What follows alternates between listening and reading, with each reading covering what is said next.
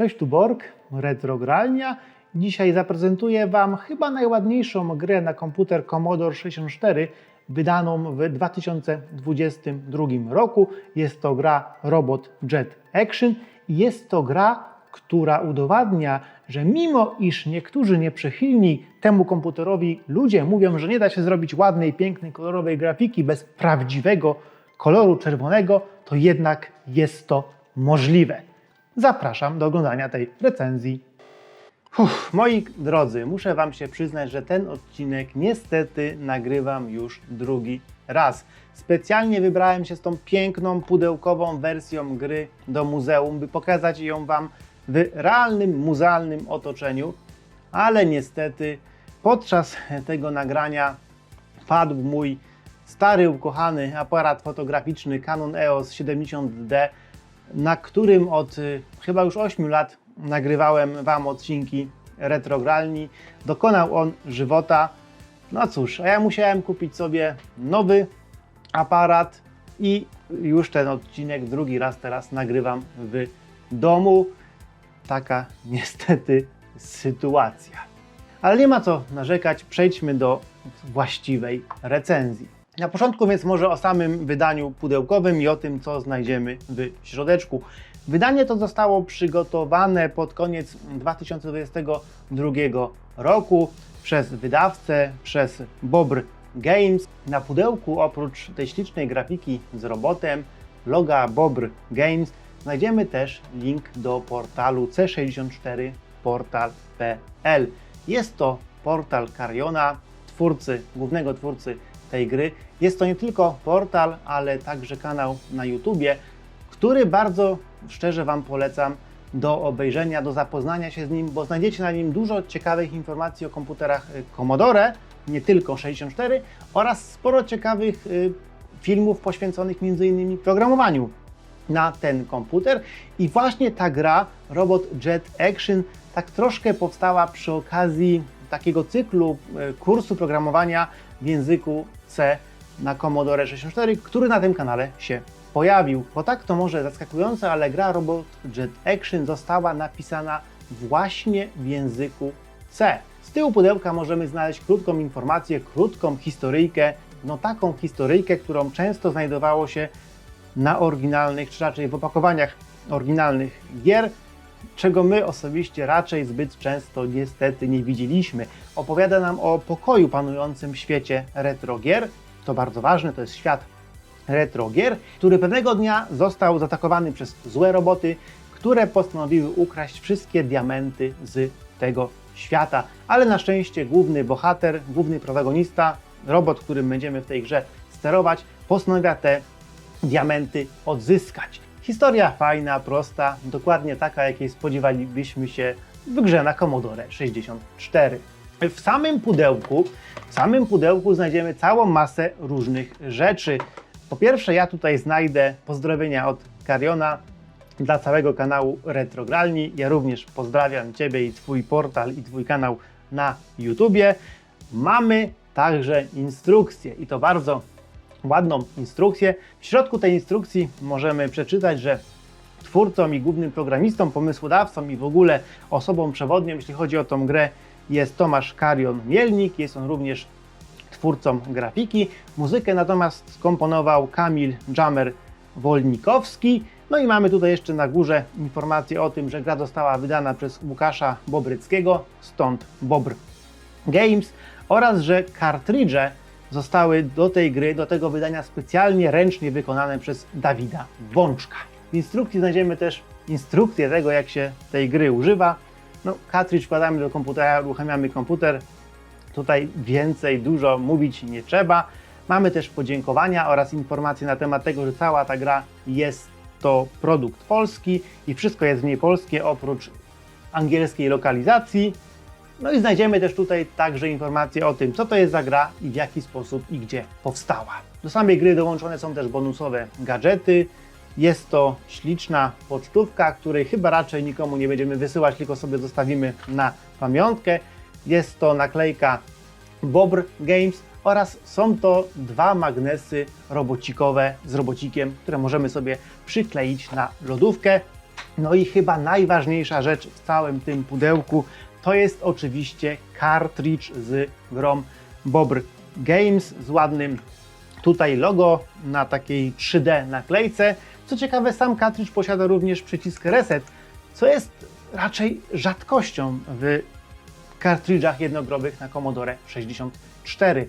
To co, grę po prostu uruchommy. Włóżmy ją do komputera, w moim przypadku jest to komputer Ultimate 64, czyli współczesna implementacja komputera Commodore 64. Oczywiście gra uruchomi się na każdym Commodorku. Odpalamy maszynę i możemy zacząć grać, ale na początku obejrzyjmy jeszcze śliczne intro do gry z tą samą historią, którą znajdziemy na pudełku.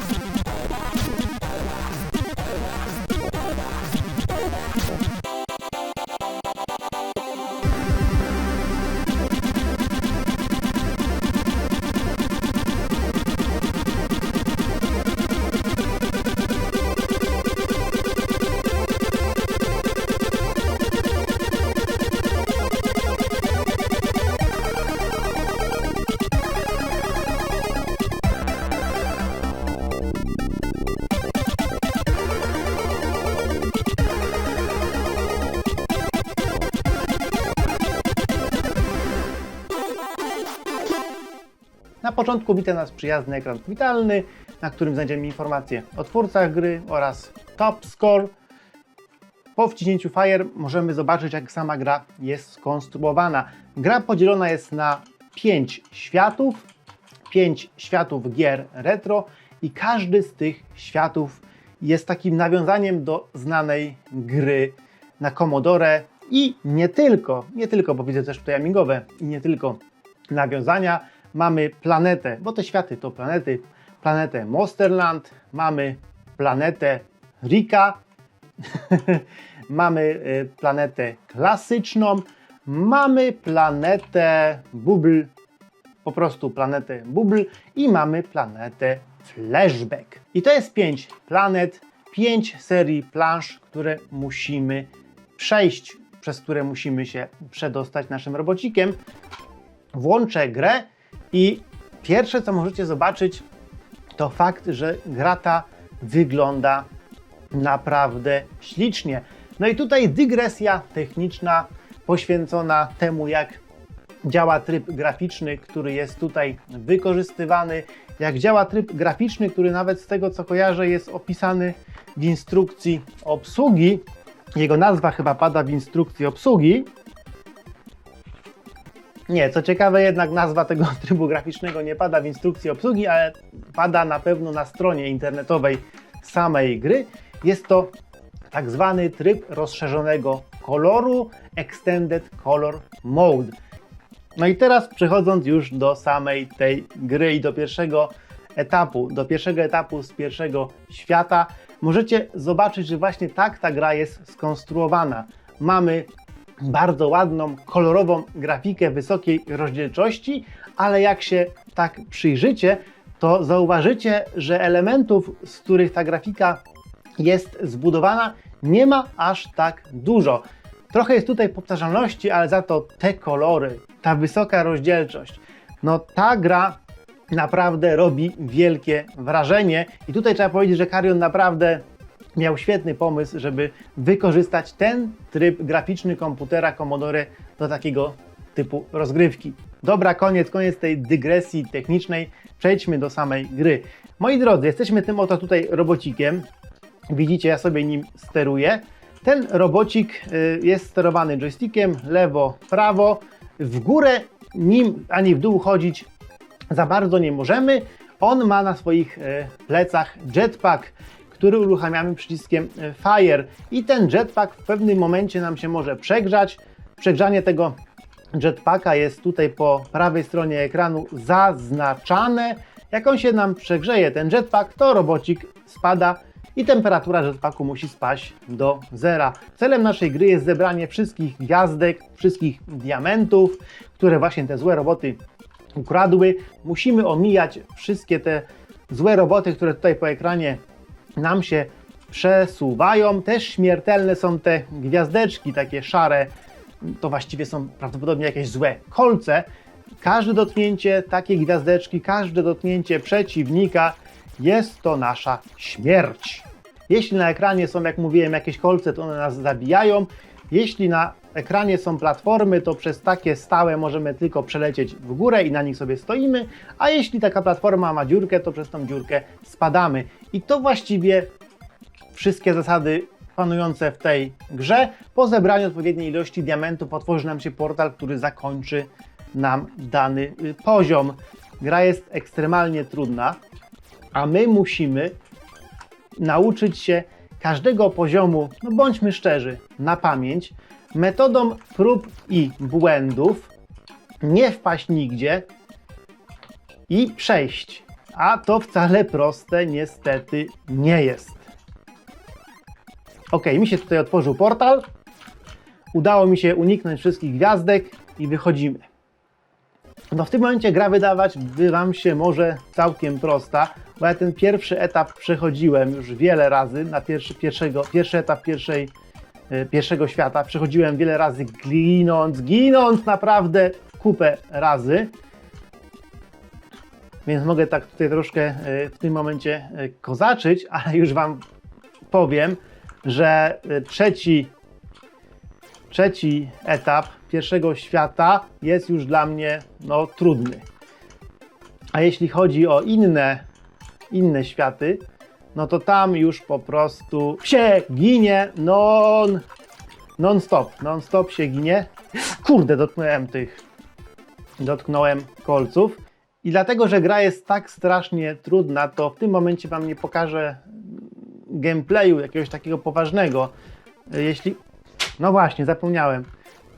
I ponieważ ta gra jest tak ekstremalnie trudna, to w tym momencie chyba Wam nie pokażę jakiegoś takiego mega poważnego gameplayu, tylko Wam pokażę mapki. A mamy tu jeszcze takie schody, na których się można zatrzymać, jeśli się na nie wejdzie. Bardzo fajna rzecz. Kurde, są te na górze kolce, zapomniałem o tych kolcach na górze. Także nie pokażę Wam takiego pełnego gameplayu, bo nie chcę się tutaj brzydko i głośno wyrażać podczas grania. Ok, perfekt. Udało mi się zrobić perfekt, dzięki temu wszystkie roboty zniknęły. Wychodzimy do wyjścia. No, drugi etap z tego świata już jest, kurczę, już robi się hardkorowy. Trzeci świat to świat klasyczny i on mi się, nie wiem czy dobrze kojarzy, on mi się kojarzy najbardziej chyba z Montezumą i takimi grami na ZX Spectrum najbardziej. Ach, to też jest kolec. Tutaj już niestety nie pamiętam do końca,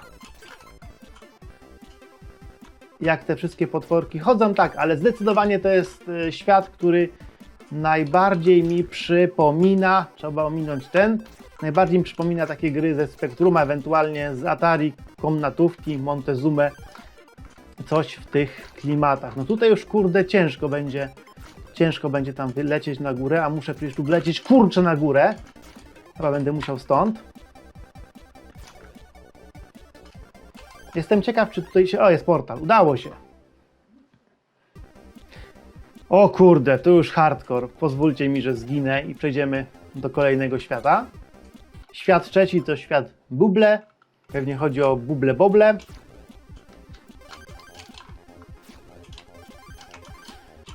Ten świat jeszcze mi się... A, tam jest kolec. Ten świat jeszcze udało mi się... Znaczy świat, tą planszę... Tam jeszcze był kolec. Ten świat to jeszcze mi się udało jako tako przejść, chociaż proste to już tak do końca nie jest. Ach! Jak właśnie widzicie. A świat ostatni to świat flashbacka, nawiązujący, co jest rzeczą oczywistą, do flashbacka. Akurat tą planszę chyba powinienem móc przejść. Dobra, udało się w miarę. Tutaj jestem bezpieczny. Tu muszę wlecieć, troszkę odpocząć i najważniejsze jest to, żeby teraz dolecieć do portalu. No koniecznie trzeba wymierzyć czas, bo wszystko tu jest tak zrobione, że wszystko jest na styk, ale mi się uda, na pewno mi się uda, udało mi się przejść. Ta gra jest naprawdę ekstremalnie trudna, tak trudna jak były trudne, takie bardzo trudne, ale jeszcze nie oszukujące nas trudne gry z lat 80. i z lat 90.